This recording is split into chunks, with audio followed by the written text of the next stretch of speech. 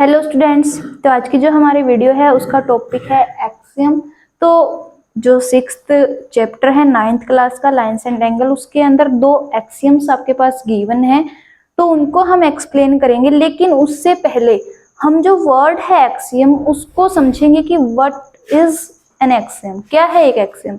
ठीक है, तो एक्सियम जो है एक ऐसी स्टेटमेंट है बेसिकली जिसको किसी प्रूफ की जरूरत नहीं है, वो एज इट इज जैसे भी हो स्टेटमेंट गिवन है और उसको हम ट्रू मानते हैं, उसको किसी प्रूफ की जरूरत नहीं है। एक्सियम जो वर्ड है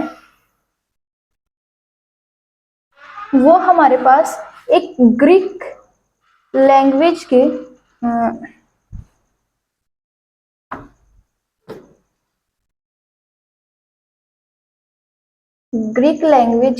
वर्ड एक्सिमा इससे लिया गया है।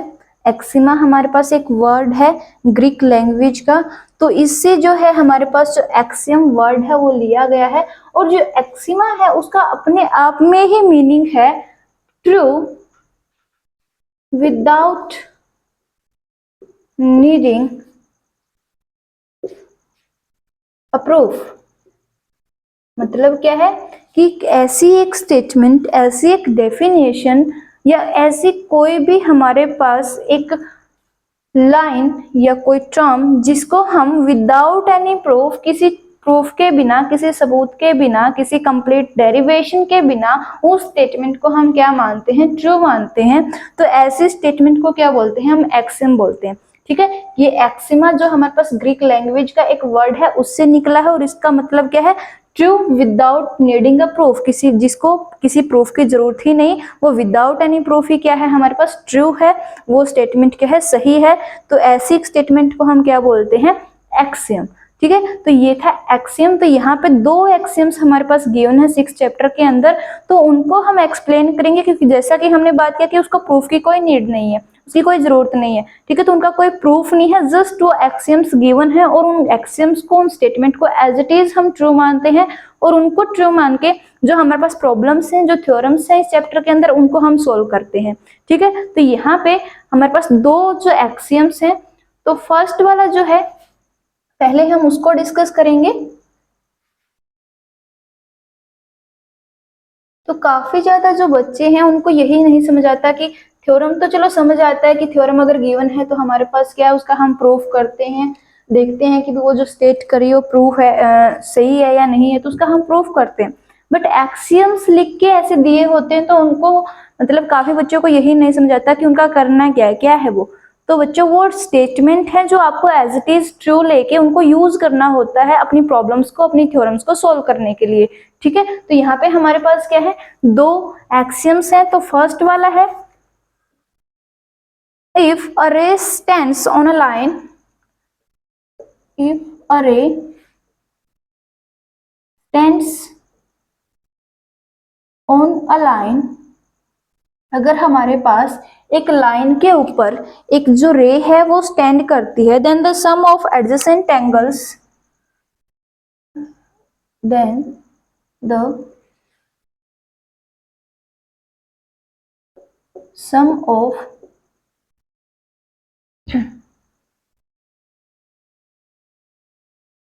adjacent angles is 180 degree. कि अगर हमारे पास क्या है कि एक लाइन है, एक लाइन गिवन है, उसके ऊपर कोई रे जो है वो स्टैंड करी है, तो हमारे पास जो एडजेसेंट एंगल्स होंगे उस लाइन के द्वारा जो बनाए जाएंगे, इसको हम थोड़ा ये भी लिख सकते हैं, adjacent angle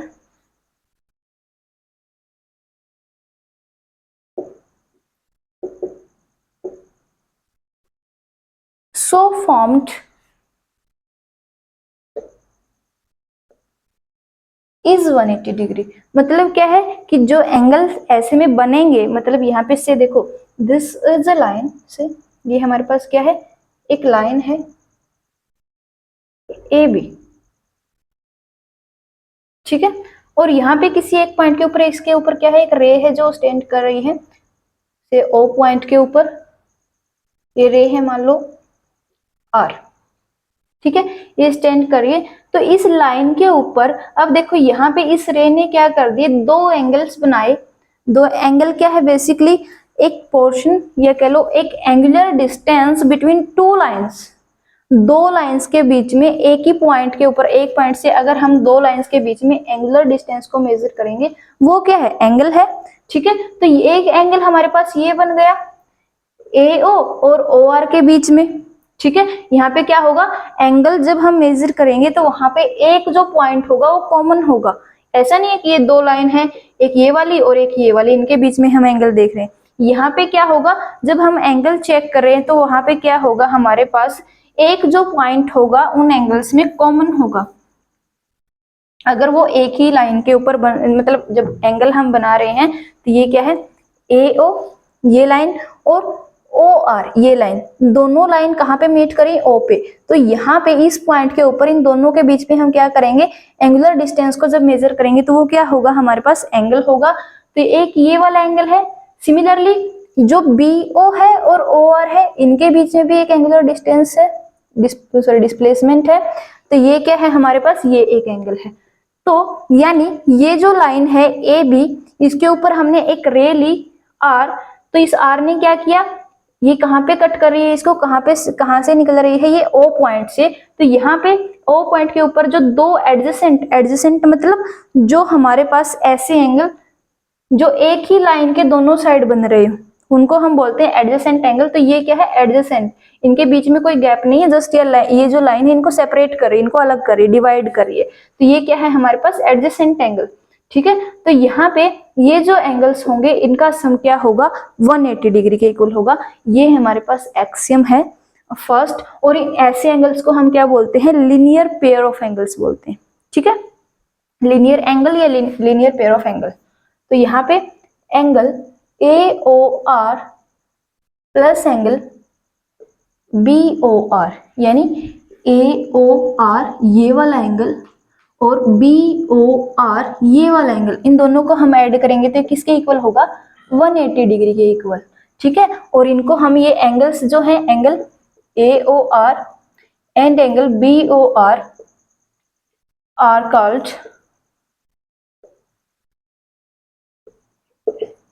linear angles, linear pair angles.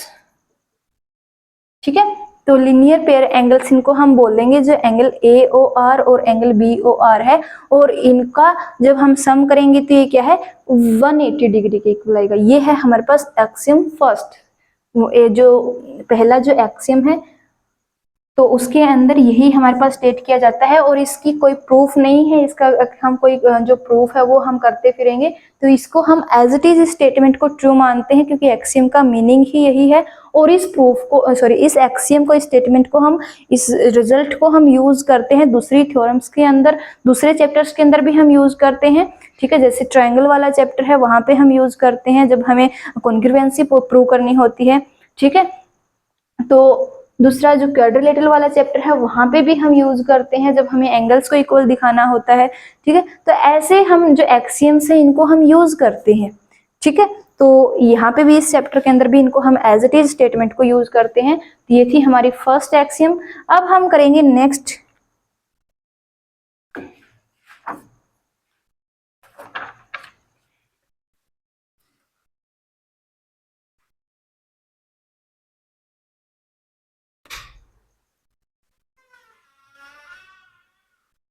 Axiom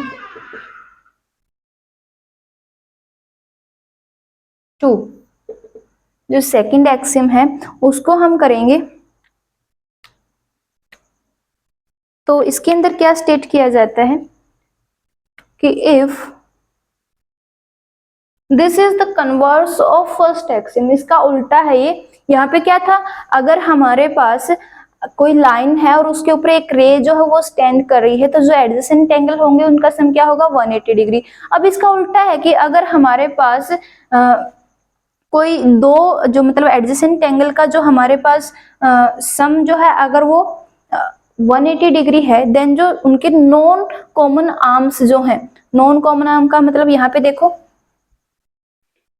AO, अब OR इसमें भी है और OR इसमें भी, दैट मीन्स ये वाली तो हमारे पास क्या है, कॉमन लाइन है, कॉमन आर्म है, बट एंगल की नॉन कॉमन, ये वाली और ये वाली, ये क्या होंगी, मिलके एक लाइन बनाएंगे, ये है हमारे पास second.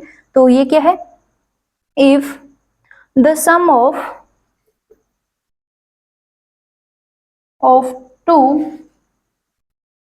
adjacent angles is 180 degree, अगर हमारे पास दो एडजेसेंट एंगल्स की जो सम है वो क्या है 180 degree, then the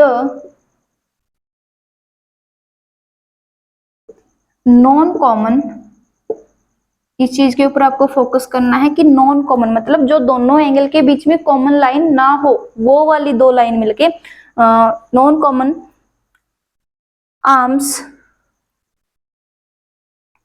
that means sides, arms of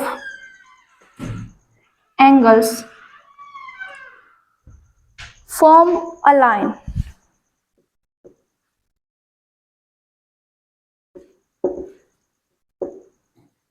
ठीक है। तो अगर हमारे पास जो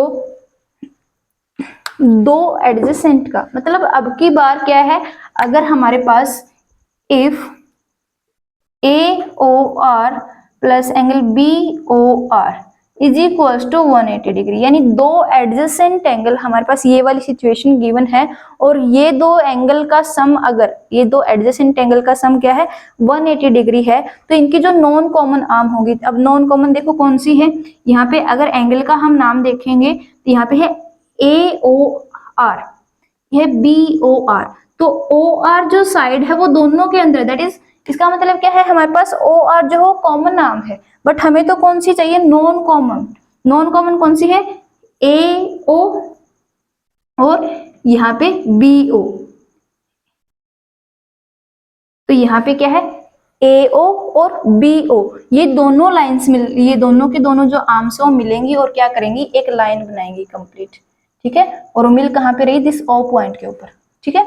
तो ये है हमारे पास सेकंड एक्सियम, इसका भी एज इट इज हम यूज करते हैं, ठीक है। तो ये थे हमारे पास दो एक्सियम्स, फर्स्ट वाला कि अगर हमारे पास एक लाइन है और उसके ऊपर एक रे जो स्टैंड कर रही है, तो जो दो एडजेसेंट एंगल होंगे उनका सम कितना होगा 180 डिग्री का होगा, ठीक है। और सेकंड वाला कि अगर हमारे पास दो एडजेसेंट एंगल का सम कितना है 180 डिग्री, तो जो दो नॉन कॉमन आर्म्स होंगी वो क्या बनाएंगी, एक स्ट्रेट लाइन बनाएंगी। और यहाँ पे इन दोनों, क्योंकि दो एक्सियम्स हमारे पास गिवन है, तो इनको हम बोलते हैं लीनियर पेयर एक्सियम, इनको हम कंबाइन करके क्या बोलते हैं, लीनियर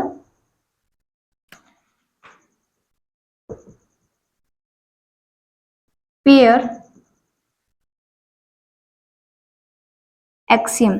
क्यों, क्योंकि यहाँ पे हमें जो एंगल्स हैं लीनियर पेयर एंगल, इनको हम बोलते हैं, अभी हमने बताया था लीनियर पेयर एंगल्स है, तो इनको ही लेके हमने क्या दो स्टेटमेंट दी हैं, दैट मीन्स अब दो है तो पेयर, ठीक है। तो लीनियर पेयर एक्सियम्स हैं ये हमारे पास, क्योंकि हमें दो लीनियर जो पेयर एंगल्स के बारे में हमने ये जो स्टेटमेंट है, ये जो एक्सियम्स हैं वो दी हैं, तो दैट्स वाई ये क्या है, लीनियर पेयर एक्सियम्स। तो ये थी हमारे पास दो एक्सियम्स जो कि हम इस चैप्टर में यूज करेंगे, ताकि जो हमारे जो थ्योरम्स हैं, जो प्रॉब्लम्स, जो सम है एक्सरसाइज के, उनको हम सोल्व कर सकें, उनके प्रूफ हम कर सकें, ठीक है। तो उम्मीद है आपको जो एक्सियम का मीनिंग और जो ये हमारे पास एक्सियम है उन स्टेटमेंट का अच्छे से एक्सप्लेनेशन जो वो समझ आ गई होगी। तो मिलते हैं नेक्स्ट वीडियो में नेक्स्ट टॉपिक के साथ, तब तक के लिए थैंक यू वेरी मच।